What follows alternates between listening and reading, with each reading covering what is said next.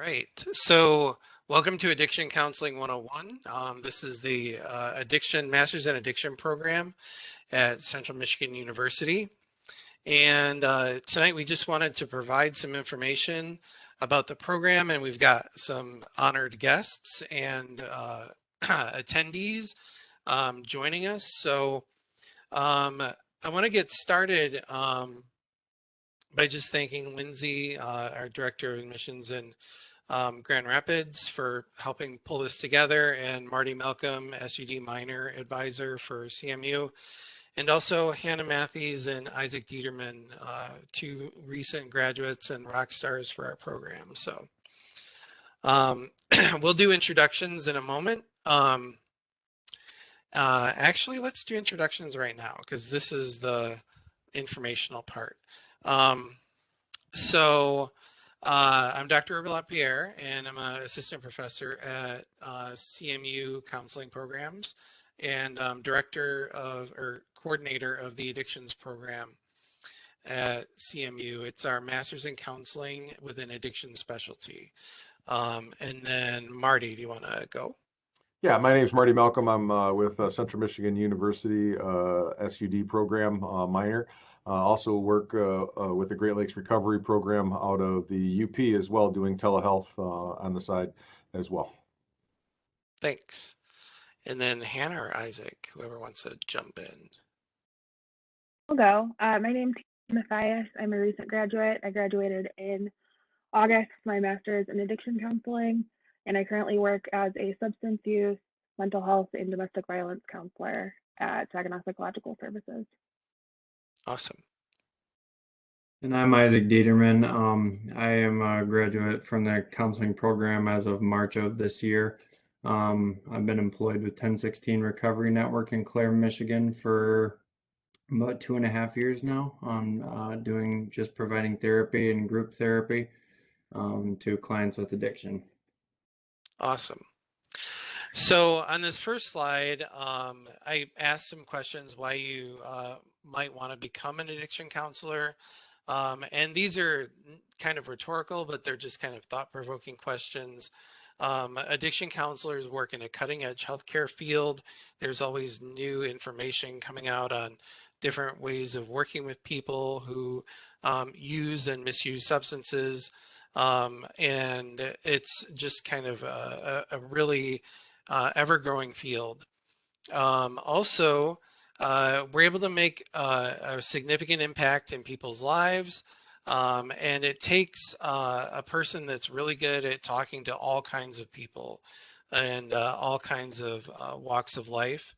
And some people that come to our program might already be working in the addictions field.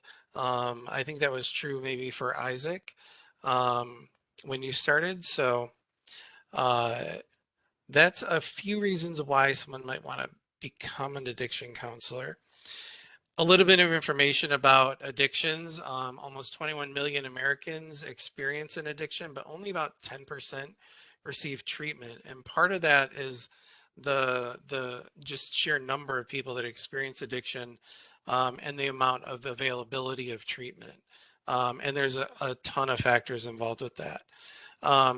Overdose deaths have tripled since 1990 in the US. About 130 Americans die every day due to overdoses. And so these are just some of the numbers that are around addiction in terms of prevalence and the severity of the addiction pandemic that's going on right now in our country. To work in addiction, it requires a master's degree in a psychotherapy field. So we offer a master's in counseling. I'll go over what that exactly looks like later. But you could also work in addictions if you have a master in social work, a master's or a PhD in psychology, or even other disciplines such as being a nurse practitioner. And then to be an addiction counselor, you have to be certified as an addiction counselor. And that requires additional training beyond the master's degree and a specific exam and supervised practice hours. I'll talk about how CMU's Master's in Addiction Counseling meets the education requirement a little bit later. Actually in this slide. So The CMU addiction counseling program is a master's in counseling, and so it meets that requirement of having a master's degree. It includes 4 addiction specific courses that are built into the treatment or into the curriculum. And they're focused on different methods of treatment, etiology, and all of the aspects that are involved in working with people with addictions. And so the addiction training requirement is met to get the certification once you graduate from the program. Um, what's not met is the taking the exam and the practice hours. You won't have to do anything as far as like continuing education beyond the master's degree to get the addiction credential from Central. And then if you're on a developmental plan, this is unique for the addictions program that you may be able to have some or part of your internship paid for if you, when you do your internship at an addiction specific internship site. As far as employment outlook, this is a little bit, I think, skewed in terms of numbers. It says the median pay for the Bureau of Labor Statistics for the U.S. government is $47,000 a year. But this also includes bachelor's level clinicians or case managers or workers, because addictions work is lumped all together in bachelor's and master's level work. So I think it for master's level work, it's slightly shifted higher. I would, in my own personal experience, I would say closer to like between 50 and 60, depending on location. The job outlook for the next 10 years is a 23.7% faster than average rate. And at that projected number, the United States will require an additional 75,000 addiction counselors needed to meet the demand that's going on. So what do addiction counselors do? This part is just some basic information. Addiction counselors diagnose and treat substance use and mental health disorders, both. They provide individual, group, and family interventions. They work with mandated clients and voluntary clients, and they work in residential, intensive outpatient, and community support programs. So just a reminder, this is who is on our panel. And there's introduction. So this part is the conversational part that I really wanted to spend the bulk of the time on. So the information at the beginning is stuff that you can access and look up anywhere. But I think this is really what is the meaning behind what we do. So whoever would like to dive in and tackle question 1, what does your typical day look like as an addiction counselor?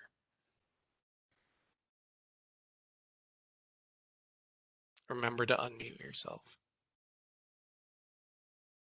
So for me, I would say on a busy day, on a very busy day, 8 a.m. I meet with 4 clients straight, 8, 9, 10, 11.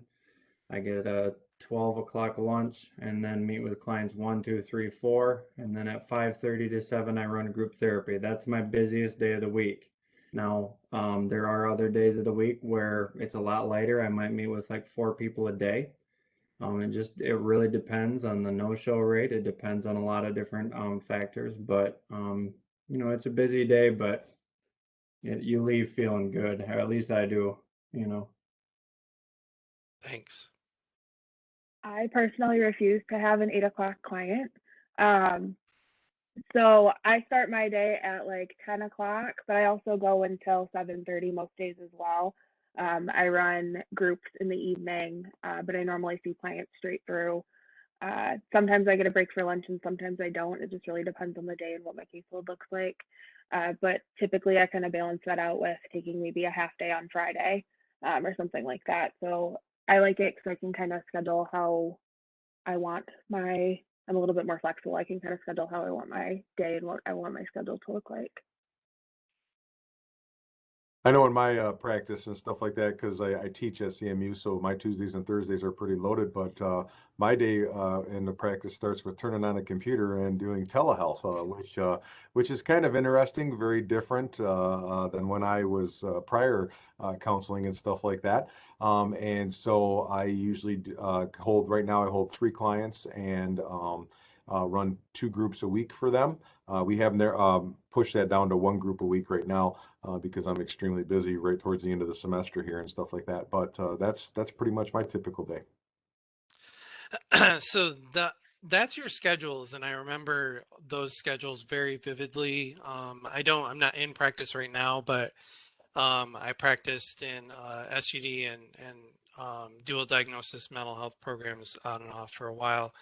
Um, and I remember also there's these like extra things that come up during your day. Um, yeah, you're all nodding, so you know what Oh I'm yeah. talking about. You mean like all the interdisciplinary team meetings and the schedule staff Yeah. meetings and oh, we need an assessment done because it was due 2 days ago, and we need to get that done before you can, get off the computer and things like that. Yeah, that's all typical stuff that comes up. Yeah. Hmm. Right. And like crisis response stuff. Like, you know, it's nice to think that, we have our days so scheduled and so planned out. Um, but then like you never want to use like the quiet word, right? Especially on like a Friday. Because that's when like crises and things are gonna pop up. It's kind of like folklore in therapy. Or human services. So what I remember like responding to like client crises and kind of intervening in the moment and having to shift my schedule around. Um, and that's part of a typical day, I would think. Um, I also did work in like an intensive outpatient treatment program, and that was far more groups, and the residential program was like basically like 3 groups a day, and that's all we did.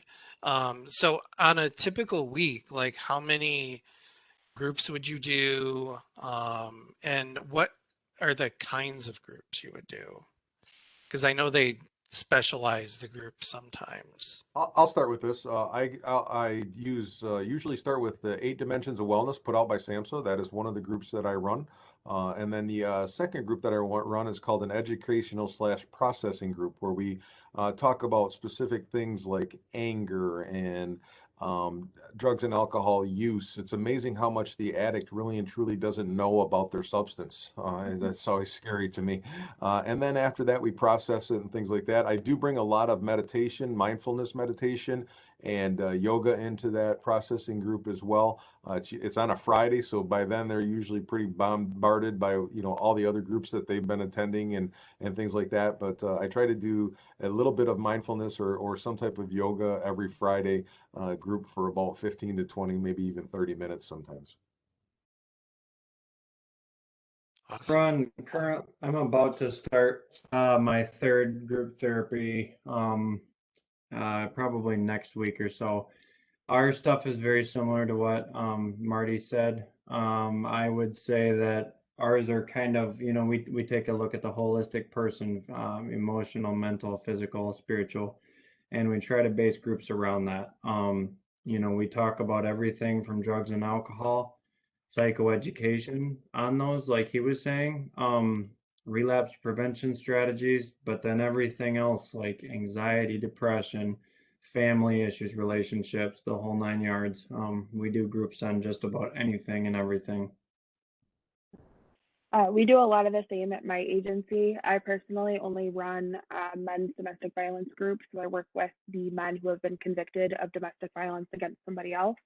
So we run a program called Allies in Change, which is a comprehensive kind of model that goes in depth into abuse, but it also works on anger management, self awareness, and emotional regulation with substance use kind of tacked onto that, because about 75% also have a substance use disorder as well. Awesome. So yeah, it really there's such a broad range of what we do like every day, and even the amount of um, breadth of topics that are covered at the different agencies too. So awesome. Thank you for that. So the next question, there we go.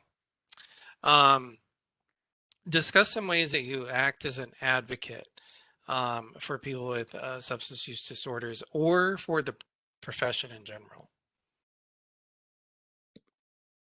I'm the type of advocate that, or I'm not the type of advocate that goes to the state level. That's just not the type of person I am. I appreciate people who do, but one thing that I've done on multiple occasions is I've helped get somebody who the court system, for instance, was not on their side at all. I've helped advocate for them to get into recovery court. Sometimes it's called drug court, and through that process, one individual in particular had been without a license for 11 years and gained his license back once he got into phase 2 of recovery court. And also, he's probably close to finishing it right now and will have his felony removed from his record. So that is just one way that I try to advocate with my clients. And I do that with in a lot of different ways, but I like to do it kind of more with a one-on-one, like the person, and advocate for that person. I agree. I do a lot of the same things. I'm more of a one-on-one type person as well, advocating for them.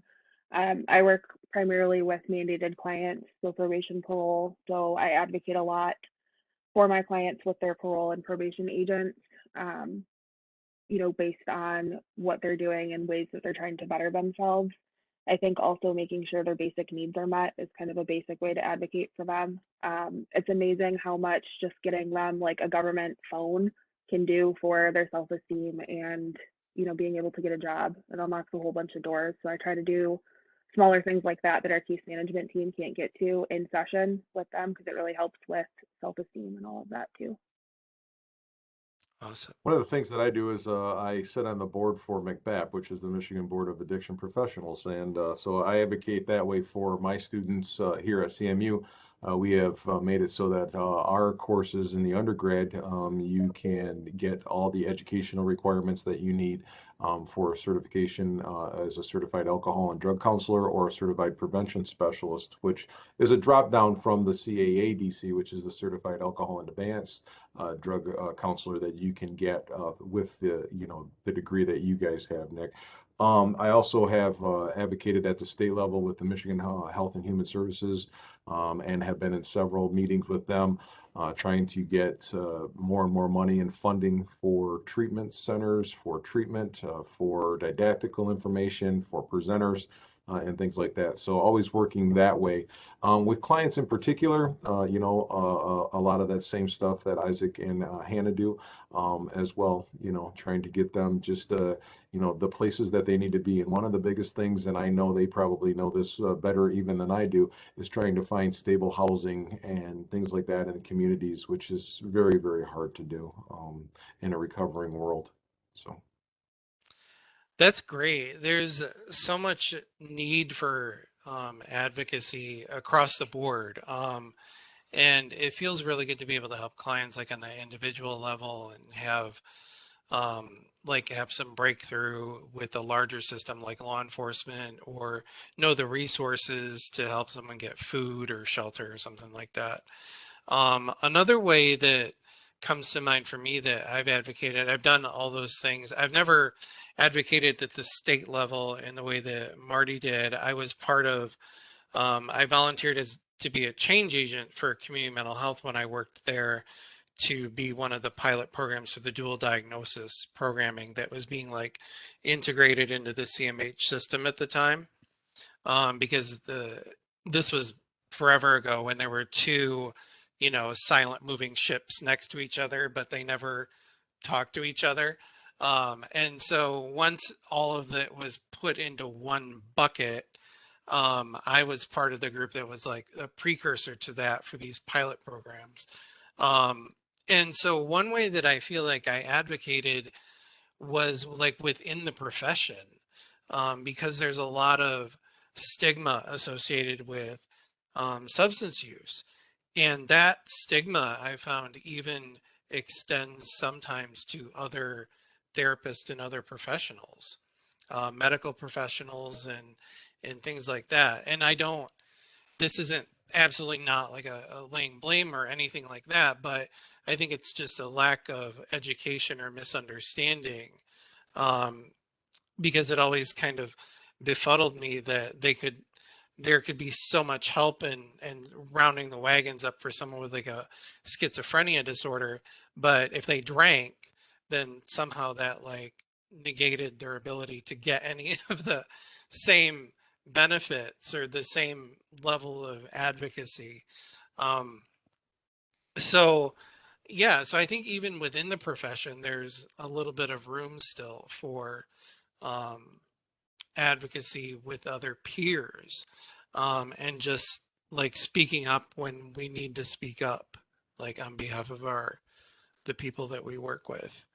Um, yeah, anybody have any other thoughts about that? I just think that, we need to start even at the medical facilities and things like that, the ERs, getting into theirs, doing screenings early in Yeah, those areas, because I think a lot of our people that we deal with and patients and stuff like that get screened 3 or 4 times before they actually go and get services. And some of them don't even get screened. They're just there to get a drug and turn around and walk away, And knowing the medical profession like I do and things like that, they don't get much training. They don't get much training in this area and in this field, both for substance abuse and mental health. yeah, I've noticed that doing work in the ER. I don't know if any of the you three have worked like in the ER and had to do evaluations, but you'll hear some, yeah, you know what I'm talking about. You'll hear some comments from nurses and doctors that might make your jaw drop. Yep. Um, so yeah, there absolutely is a need for more health literacy around this topic, I think, even among other professionals. So great conversation. Um, what additional training have you sought or received since you graduated? I mentioned at the beginning that addiction is always new and changing and kind of cutting edge. And when I wrote this question, I thought like, I got my degree, I got my CADC, and then I got a ton of education on dual diagnosis treatment and motivational interviewing as like specific evidence-based interventions for addiction above and beyond just getting the certification. So I was curious what other evidence-based practices or even alternative methods you might have gotten since you've been in practice or graduated. I'm gonna put a plug in here, and this is for other people who are going into the addiction field, okay? So, um, I was fortunate enough to be accepted into the NBCC, so that National Board of Certified Counselors, Minority Fellowship for Addiction Professionals. This not only afforded me $15,000 towards my master's degree, but it also provided me with a great deal of training regarding working with minorities. So that might be people in rural areas, that might be different races, ethnicities, LGBTQ, a lot of different cultural stuff as it relates to substance use disorder. So about a month or probably about 2 months ago, I just finally finished that fellowship, and I was involved in two Bridging the Gap symposiums that were filled with, I think I had 21 and a half hours of continuing education out of the most recent one. And I also have been involved with NADAC and had trainings through them last in 2020. So those are some of the trainings that I've received outside of my CADC continuing education for that. Awesome. One of the trainings that I attended was through Walden University, and we had an intern around the same time that I was there who recommended this. So it was a training by Dr. Cortland Lee, and it was called Counseling Black Men. And a lot of my program went to this training, so we all kind of got trained in it. And it was really helpful because a lot of the population that we serve in the city of Saginaw is Black men who have been incarcerated. So that was really helpful and gave that perspective. And then a lot of the ASAM trainings too. I was trained in the ASAM continuum assessment, which is a much more comprehensive model and takes forever to complete. I was just gonna mention that, Hannah, that's what I was certified in too here just recently is the ASAM continuum and things like that. And you know, it's come a long way, believe me, from the 1990s into now. And what we're doing and what we're asking on assessments and things like that is spectacular. And one of the things that I really found out about the training was the placement part of it, because the placement part of it was always so sketchy for me. You know, do we put this kid in residential treatment or do we put this kid in outpatient? You know, and that part of the continuum really helped me to gain an understanding of level of care, and what was appropriate and what wasn't appropriate for people. Because if you get somebody in residential care who's not appropriate, boy, it can ruin the whole dynamics of residential treatment. And you get somebody who's an outpatient, you're just setting them up to fail. And that's the sad reality of it. But boy, when you can sit there and say, this is where that person needs to be in this level of care, you know, it hits it just perfect, I think. Awesome. One training that was really popular, I think maybe around 2017, 2018, was when I was working at Munson and Traverse City was auricular acupuncture for substance use detox. You're nodding your heads, you know what I'm talking about. So this like blew through like the state of Michigan like wildfire, and everybody was trying to get trained in it. And it's I pointed my ear because it's using acupuncture needles, like between 2 and 4 needles in your ear, and it's to treat the symptoms of detox, and it has a pretty good amount of evidence behind it. It's even Medicaid billable as a detox treatment. Um, It's funny, and Nick, because in 1995 or 96, it ran rampant in the addiction field as well, and oh, everybody really? then wanted to go and get it done. Yes, it was. I've had it done to myself, you know, a few Yeah, times and things like that, which is kind of neat. But it's amazing how things kind of change. You know, we had brief therapy, and now that's more towards, you know, motivational interviewing, and they're just change names, you know. yeah. Yeah, you and I have been in this long enough to see like the cycle of like rebranding and renaming Hmm. of modalities. But that's interesting. I didn't know it did that. And yeah, I had it done too, just because they needed people to practice um, to become certified. Isaac, you did you get it done, or you know what I'm Yeah. talking about? Yes, I did. No, not through my own addiction. I didn't hear about it in 2015 when I got sober, but uh, I did have it done because some person at an event called the Shoalition, they were looking to get their hours or something, Yep. and so I got my ear poked, and it was pretty cool. Yeah, yeah. Hannah, have you heard of it or? I've heard of it. I have not looked into it. Okay. It's pretty amazing. It's like a time warp. Like they put the needles in your ears and you just like meditate and like 30 minutes and like you don't know what happened. Like but you're super relaxed and it's great. Uh, cool. So yeah, so there's all kinds of stuff. I'm trying to think of other besides motivational interviewing that has really like gripped the SUD landscape and become like a staple. Um, I know one of the and things that, Nick, that I have a couple of my colleagues that are going through clinical supervision. And supervising, CADCs and CAADCs, and they're saying that that has been a very, very good training for them to get. And I don't know specifically what it is, but I know that they're actively involved in that quite regularly. Yeah, CMU actually has one in our program, counseling 617 is it's called the clinical supervisor. And it meets the requirement for counseling supervision. So when you graduate, you can supervise, like once you meet the requirements post graduation, you can supervise limited license counselors. So I'm guessing it would also meet the same criteria for McBat, but we should probably check that out. But I'm sure it does.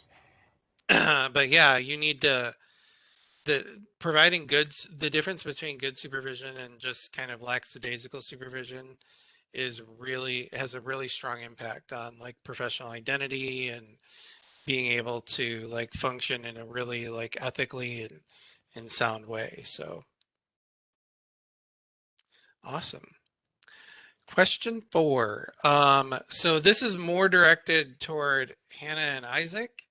But if you wanted to talk about your experience in the CMU counseling program and the addictions program, just like some basics, like did you attend full-time, part-time? How many classes you took at a time? How well you thought the classes prepared you for work, that kind of stuff. Um, so let's see, I started the program spring 2019, I believe, and at the beginning I took 4 courses. I was a madman. I took 4 courses and worked 40 hours a week and had other different things going on as well. Uh, but I did go full time. All of my addiction coursework through CMU was online. It was helpful. I gained a lot. There was some stuff that I kind of went into it thinking that I knew or not everything, but I felt like I knew a lot because I'm an alcoholic in recovery myself, and I found that there's actually a pretty decent amount that I didn't know. It reminded me once again that the only thing that I know is that I don't know anything at all.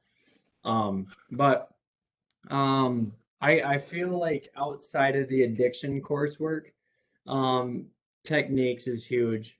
Theory is huge because it helps you realize what works well with you.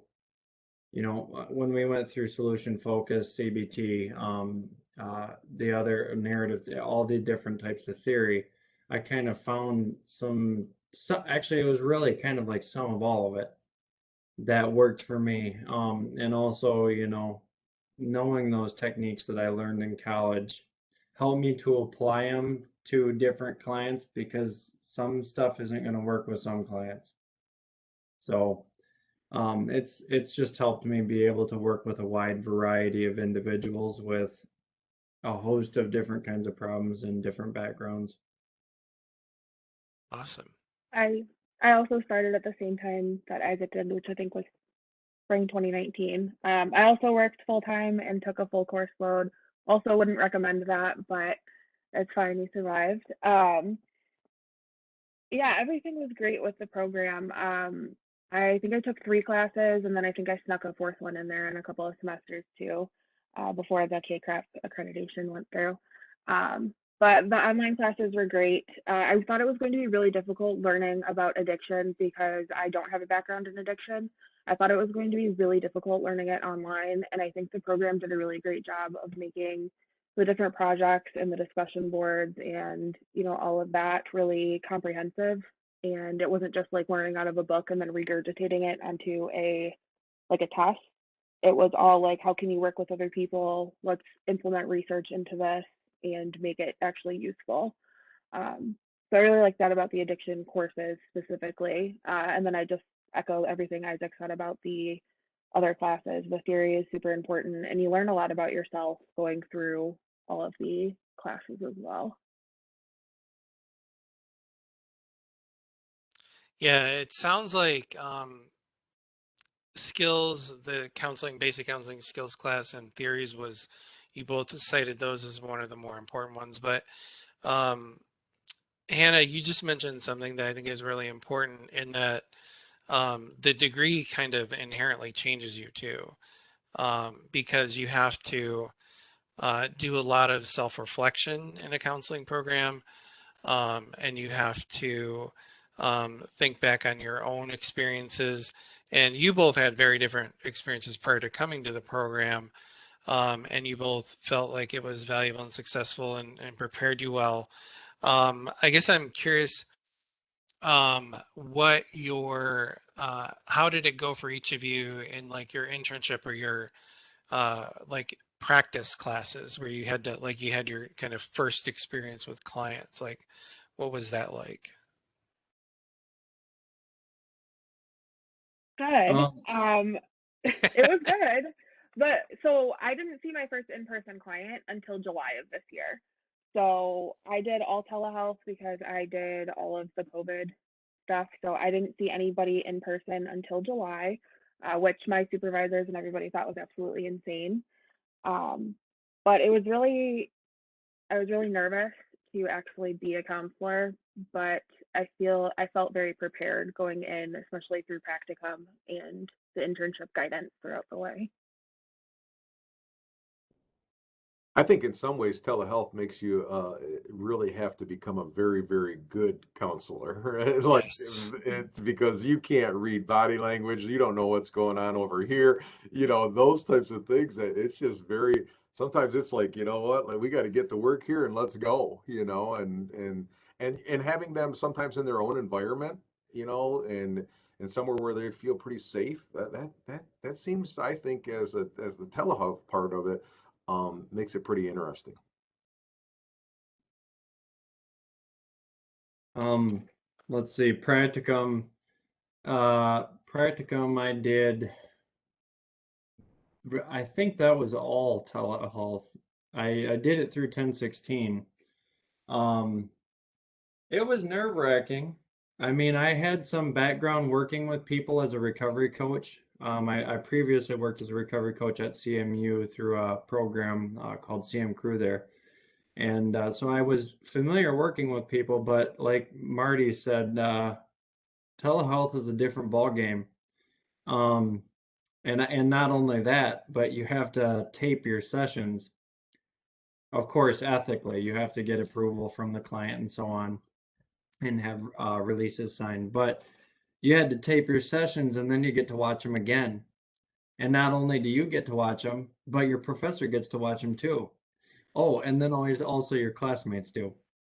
So, but I say that because it was nerve-wracking. But to tell you the truth, because of COVID, I was one of the only ones for about three-quarters of the semester that could have videos, and so the professor asked me to bring mine in all the time. And I can say that although that was nerve-wracking at the beginning, I got a great deal of feedback from Dr. Verona as well as my the classmates in my cohort. So it's really useful. It does, I mean, it pressures you to be the best you can be when you got a recording going on. Um, and even when you mess up, though, that's stuff that you can learn from. Mhm. Not one of us on this call is perfect. We still mess up now. Right. We're still learning, you know? Yeah, you're exactly right, Isaac. Um, even I don't know what Marty's program was like, but even mine being in person in like 2004 or 5 when I was doing the practicum and internship, we had to record also. Um, and we had to show it in like group discussion and get feedback. And I remember the first like one of the first videos I watched, I didn't realize I did this, but I like melted into the chair, like I guess like unconsciously. So I would just kind of slowly slouch more and more and more like over the yeah, exactly. So I'm like almost like laying down in the chair by the time the like first session was over, and I was like, I wow, like I need to not ever do that again. So I don't know if anyone else has any like idiosyncrasies or things that they saw when they did when they saw themselves on tape. My clinical supervisor that saw me was like, Marty, sometimes you got to be quiet and let them talk. Because I took it, because I'm an instructor, man. I'm a teacher. I want to educate you. I want to get it out there. And sometimes, she was like, Mark, just sometimes slow her down a little bit and listen. And I'm like, okay, I got it, So, It's hard for me to remember if there was any big ones that they talked about like in relation to that. I know that I've been told at times in person at least I've been told that I can that I well, I can't remember how it was worded, but more or less that I because of my size as a person, I can be intimidating. I'm sure Marty's probably dealt with that too. yes, I am. Just being tall. Yep. Yeah. Yep. Lowering your seat, making sure, I telehealth, I set my computer up so that I wasn't, like this, and kind of Yeah. more like this, not laid back like you, Nick, but, Right. just little tricks of the trade that you have to do especially when you're working with adolescents too, and things like that. I've actually changed seats with my clients, let them sit in my seat and you sit in my Yeah. seat, and stuff like that. Just little things to give them different perspective. Hannah, anything come to mind for you? Not to put you on the spot, but I feel like I remember in techniques when we had to record ourselves with like a partner. My partner was Birdie, so she was this big personality. And I just remember I also did this like the slouching down thing, and she just like kept progressively trying not to laugh. So I remember that. But I also wore the same sweater like 3 weeks in a row, and everybody was like, "You are wearing the exact same thing." they discovered your wardrobe order of the week, I guess. I called it my counseling sweater because it was like a beige cardigan, and I wore it all through practicum too, so it was great. Nice. Um, so once you graduate, you get licensed. What was that process like? Like where are you at in the process and um, how's that going for you? Um, I have my limited license. It was a lot easier than I thought it was going to be to get the license. Um, Certification wise, I have a development plan for the CAADC. And the only thing I am waiting on is credentialing through insurance panels, which is taking the longest thing. I've been working on it since July. So I'm still waiting on there are a couple of them. Okay. and as for me, I had kind of a strange and unique way of coming into this job. I started actually on my development plan for a CADC, and was able to work as a bachelor's level therapist for a little while, at least until I graduated from the program. So by the time that I was nearing the end of my time at CMU, I had already obtained my CADC, I believe. But then after that, so in June of this year, I got my LLPC.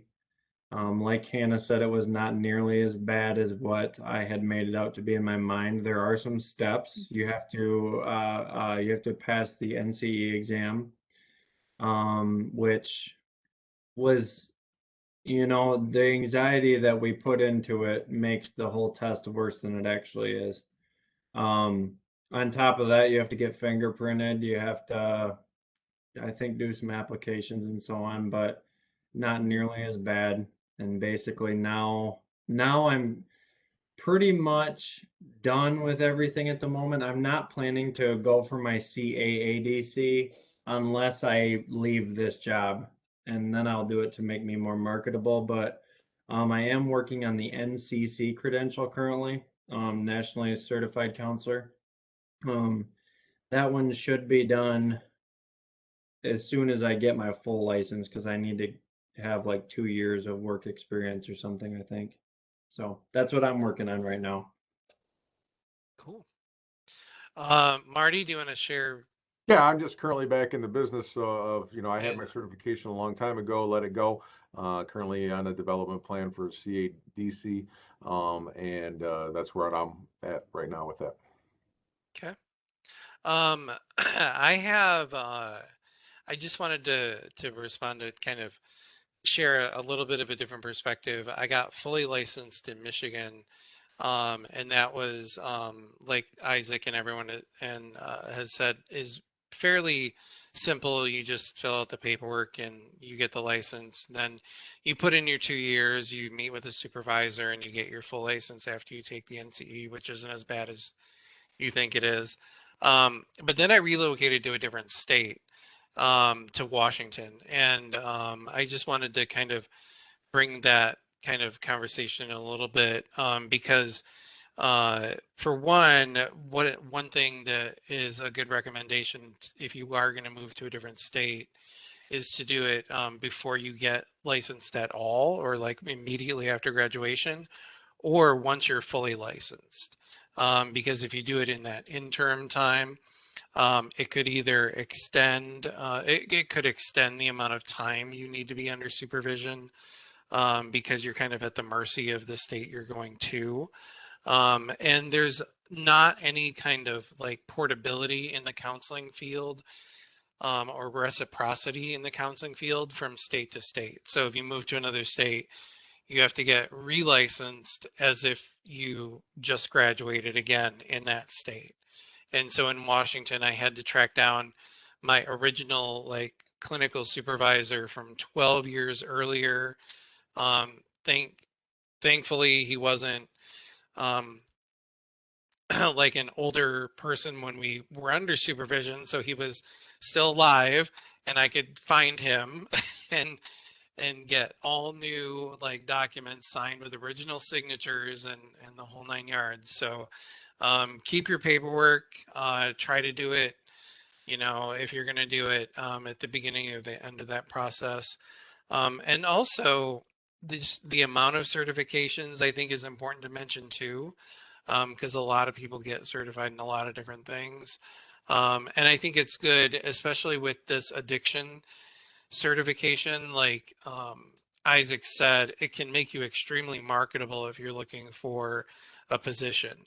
And so it's better to be an expert in kind of one area than to have like 15 different certifications and try to be like a jack of all trades. So I don't know if any of you have any like input on that, but I just wanted to loop that point into the conversation too. Next question.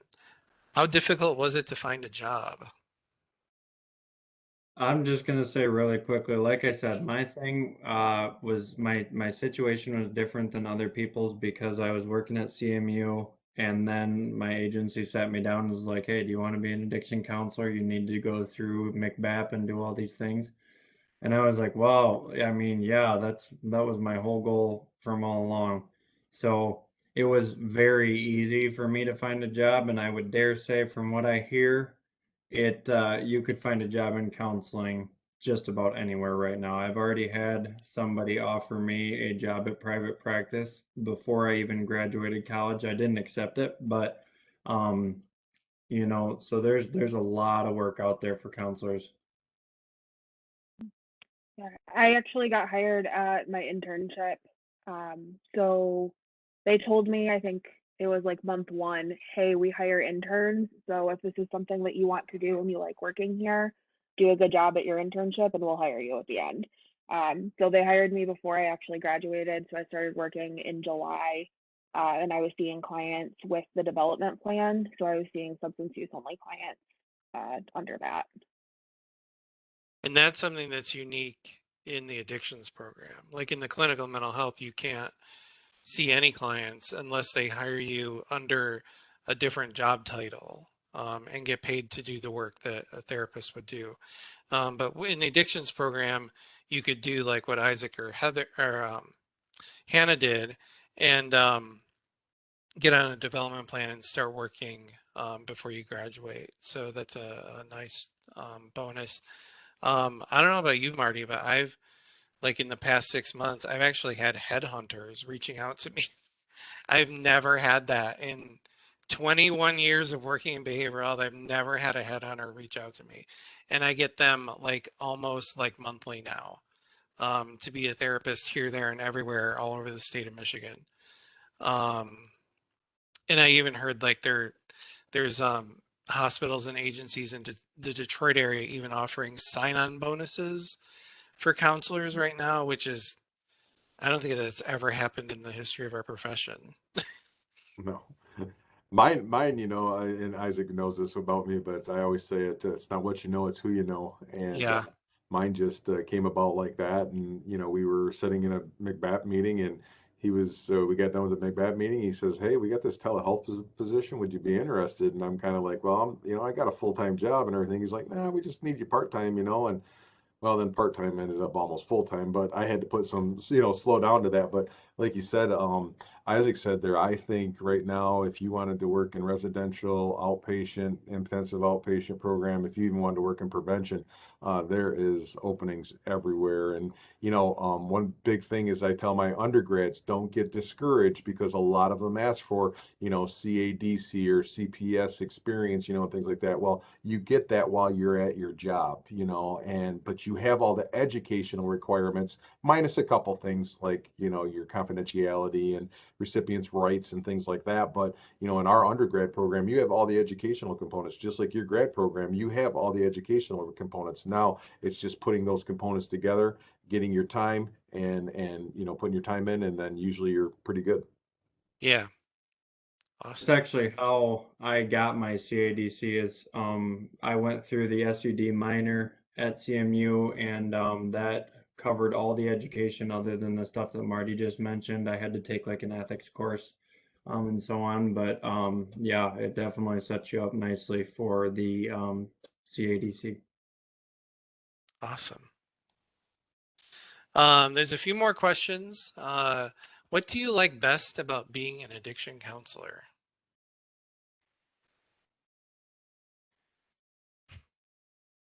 Well, honestly, I mean, there's multiple things, but and I know it's almost cliche, but watching somebody go from completely broken to rebuilding their life is amazing. Um, the job does not get old. It doesn't. I don't think it matters how long you do it. It does not get old. It's I mean, there's just so many things to deal with. So much. eh, I So don't much need to much. so much to learn.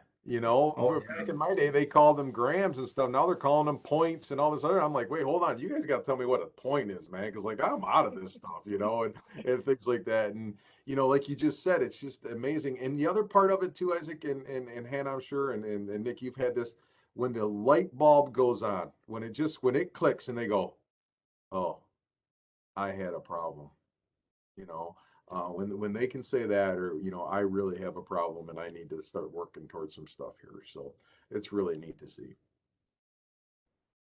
I also like seeing the range of clients that I get to see. So, I mean, I've had people sit in my office as a professional who works, a full day job as, a full time engineer. And I've also seen people that are homeless and that are living at our recovery house because they have literally nowhere else to go. I see clients that come right out of jail and prison, and this is their first stop. Um, so it's really cool to see, the variety of different people, and you learn something from every single client, even the ones that don't want to be there and they tell you they don't want to be there. But the day that they finally want to be there is a really awesome day. I couldn't agree more. I deal with a lot of people like that that don't want to be there. Mhm. But you just kind of roll with the resistance, Tell them, listen, since you have to be here, what do you want to work on? More or less. And How it's many actually sessions am quite I going to be here for? Yep. I'm going to be here for them 5 that they told me about, and I need to be out of residential treatment by the 23rd, and they end up being there for 2 months later. Yeah. That's exactly how it is. But it's I love working in this field. I could see myself working in this field for the rest of my career. Yeah. That's really great to hear. I think um, what is unique in addictions, and I worked in that like pre-split or pre-merger kind of environment, and worked in just behavioral health or like mental health kind of environments. And I always found that working in addictions, the unique thing about it is that it has more like meaning behind it. It has more like heart behind it. I know like mental health services, like traditional mental health services, can have that also, but a lot of the clients that were coming in were it was very like cognitive behavioral. It was like, let's come up with a plan. We'll check the boxes. You've got your goal. You're going to work towards your goal. Good for you. Pat on the back. You've made your goal.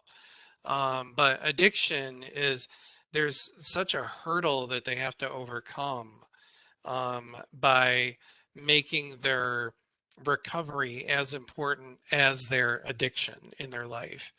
And that leap that they need to make sometimes takes a very long time, or sometimes really quick. But when it happens, it's pretty amazing. And I think the way you get there is through being like more person-centered, humanistic, and having more meaning behind like what they're doing.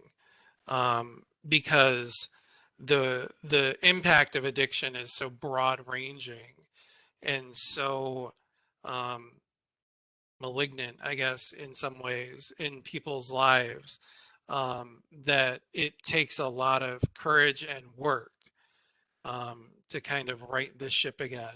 And I think that takes a lot of bravery and a lot of heart. So that's what I like about um, doing addictions work. So it just has more feeling to it, I would say. But yeah, those are all fantastic answers. Thank you. So that was actually the last question. And I'm not sure if there are any questions that might pop up. I haven't seen any. Um, okay, there is one.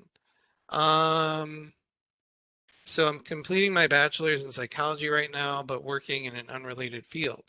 Would it be challenging to enter the field after getting a master's without prior experience, aside from practicum internship?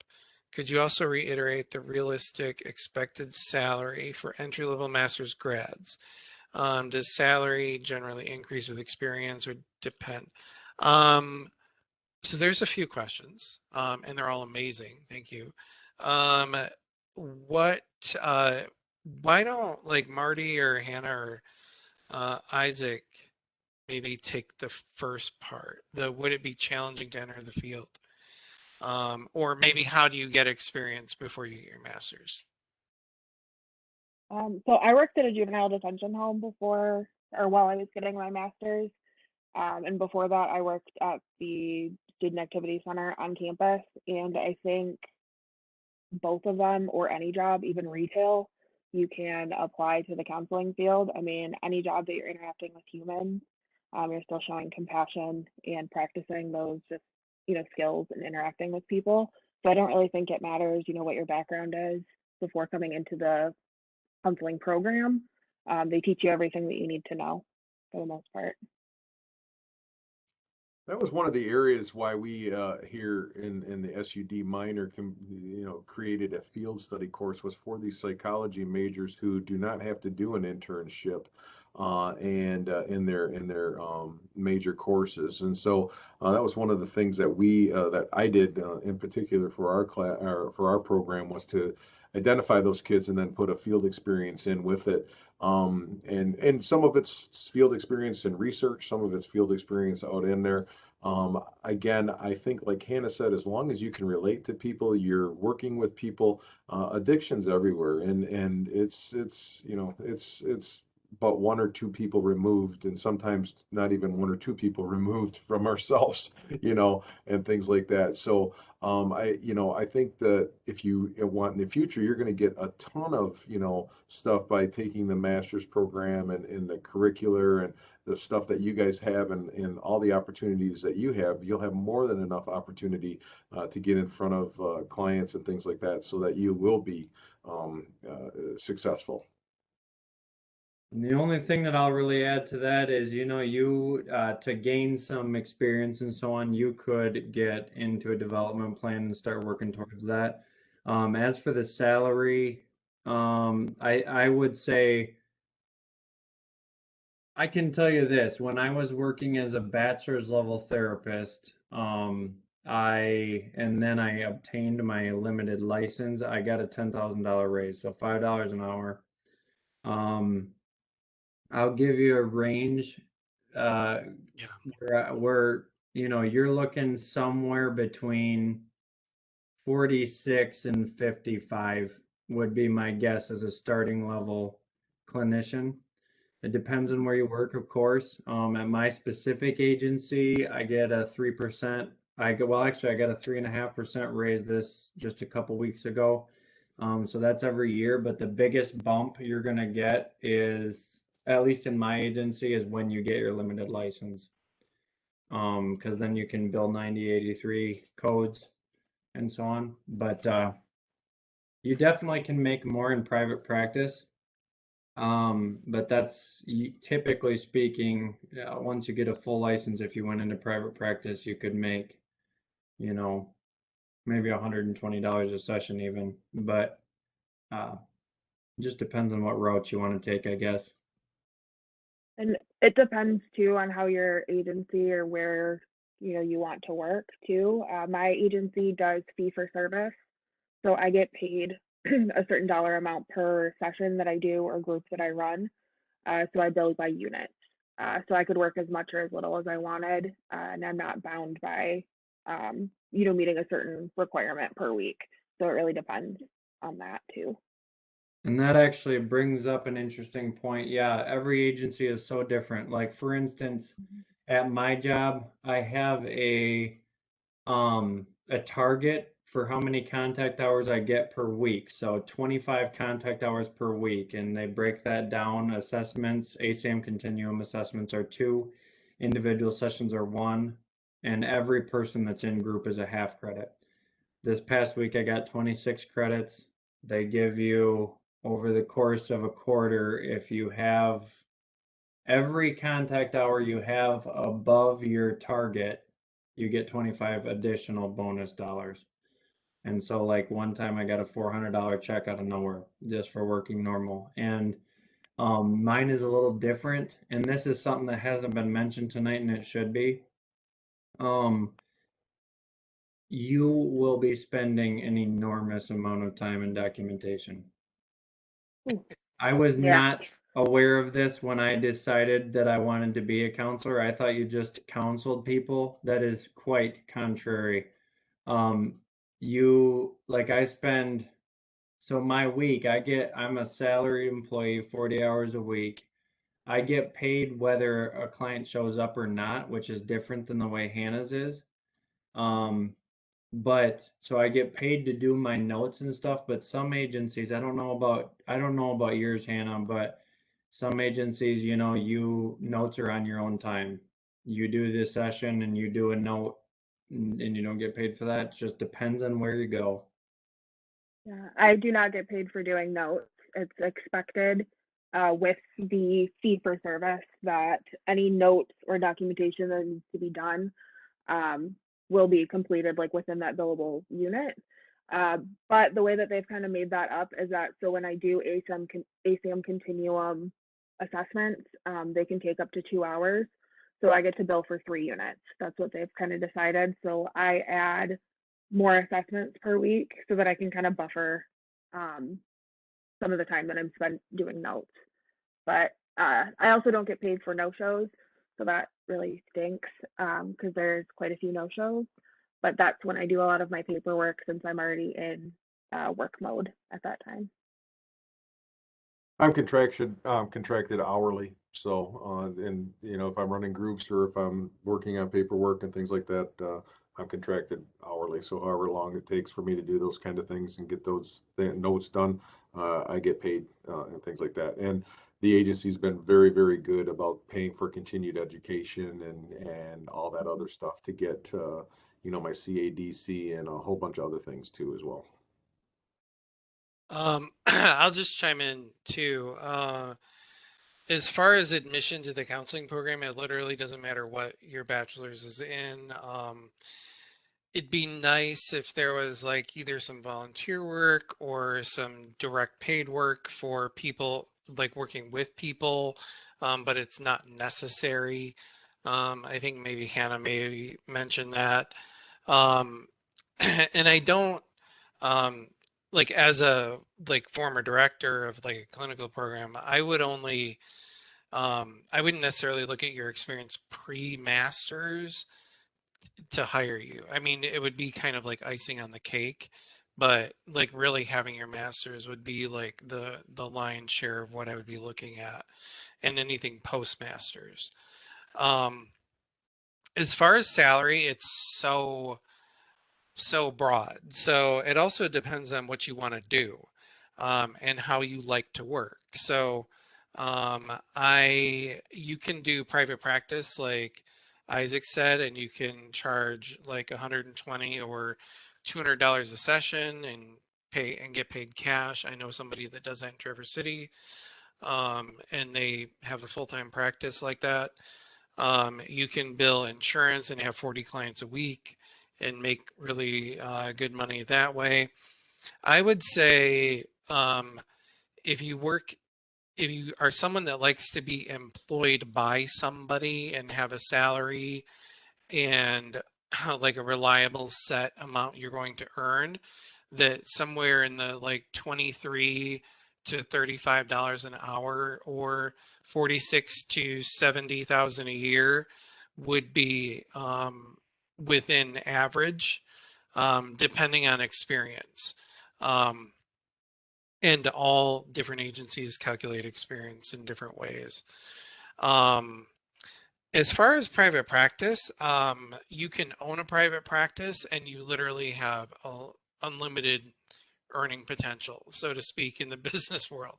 Like you could put other clinicians under you, you could build it as a group practice, you could do whatever you wanted because it's an independent practice degree. Um, Another structure that I haven't heard mentioned is when I worked in Washington, I was on staff, but my salary was a percentage of my monthly billables. So I was paid once a month. And it was a 60-40 split. So I showed up, I saw clients, I documented in their system, and I went home. And the 40% that they kept was all of the background administration. It paid for the like front desk person, it paid for the EMR, it paid for the advertising. And then once a month I would get like 60% minus taxes of whatever I billed for the month, whether or not it was collected. So no shows wouldn't count. But if the claim was denied or something, I would still get paid.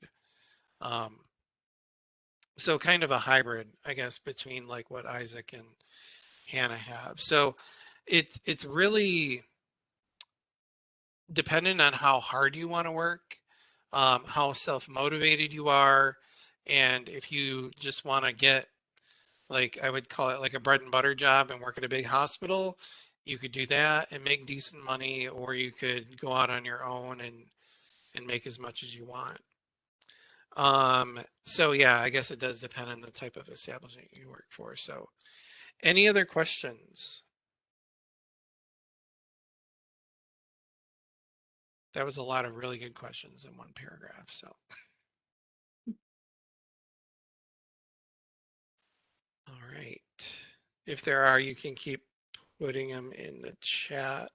So this is a little bit more detailed information. Our program in a nutshell, it's 60 graduate credits on a semester basis. Most students go year round because that's part of grad school experience, and it also gets you out a little bit faster. Um, you'll get a Master of Arts in Counseling, and it'll be an addiction specialty. It's CACREP accredited, which helps with getting licensed in the state of Michigan. It helps with license portability if you do move to another state. And it just has a higher like standard that we kind of reach when we go through and develop courses and things like that. It requires usually about 2.5 and 3 years to complete. As Hannah and Isaac both kind of alluded to, they started like before we were accredited. And so accreditation requirements have us at like how many classes a student can take and how many students can be in a class. So right now, what it works out to under accreditation is roughly 2 or 3 courses per semester. If you're full-time, it's likely going to be 3 courses. If you're part-time, it'll be 2 courses. So full-time would be 2.5 to 3 years. Part-time would be closer to 4 years. Most classes, I think all the classes meet, if they do meet in any kind of online or in-person modality, meet between 4 p.m. and 10 p.m. So there's usually 2 blocks, either like 4 to 7 or 7 to 10. So if you're working during the day, you can attend class at night. Right now, about 50% of our program is online. That's part of the addiction courses are online. There's a few other courses that are 100% online, asynchronous. And we're just got approval in the last few months to fully launch an online program beginning of fall 2022. So beginning fall 2022, it doesn't matter where you live in the state of Michigan, you'll be able to complete 100% of the degree online. And part of that will be asynchronous, and part of that will be classes just like this, where we meet live. But it's going to be over kind of a WebEx modality. And lastly, the degree itself is license eligible in the state of Michigan for the limited license. And then after 2 years, you can get the full license. So essentially what you want is the degree, the MA, and then the license, the LPC eventually, and then the certification, which would be the third part of the equation, which is the CAADC. As far as practical training, both Hannah and Isaac mentioned the practicum and internship.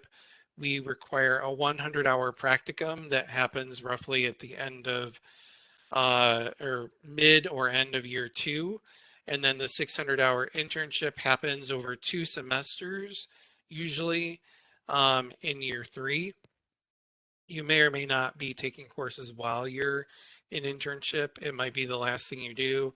It just depends on how you take your courses over the time that you're here. There's the 4 addiction specific courses that we've been mentioning over and over are Intro to Counseling for Addictions, Neuropsychopharmacology, Etiology of Addiction, and Addiction-Oriented Systems and Methods of Care. And then the final piece that meets the criteria for the CAADC is we have a counseling ethics course, and that meets the ethics requirements for the CAADC. So those 4 classes plus our ethics course meet all the education requirements for the CAADC. Program perks, we have an active and vibrant Chi Sigma Iota Counseling Honor Society group. There's also additional training opportunities in diversity, equity, inclusion that we offer throughout the program. I'm not sure which ones you attended, Hannah or Isaac, but I just offered one this week on working with trans clients in counseling called What's Your Pronoun? We've had other trainings on supervision, human trafficking, international clients, all those kinds of things. And then the faculty interests are children and adolescents, family counseling, LGBTQ issues, spirituality, and mental health needs of sub-Saharan African countries.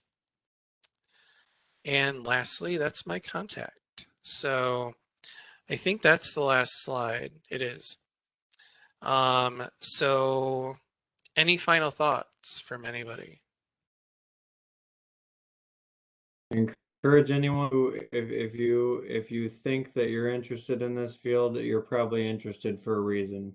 You know, whether you or someone that you care about or someone in your life has addiction, you can be the light to someone else, you know, that's going through this. Use your experience for your own benefit. And if you're in recovery, let your recovery work for you throughout this thing. You know, go and help other people through this. And then you also don't have to be, in recovery or have a personal connection to addiction to be an addiction counselor either. You just have to have the want to help people, which is awesome too. I've been in this business for 28 years. No 2 days have ever been the same. No two clients have ever been the same. Yeah. It's just a neat, different experience each and every day. Thank you. Thank you all for helping out with this and attending. And yeah, I think we're done.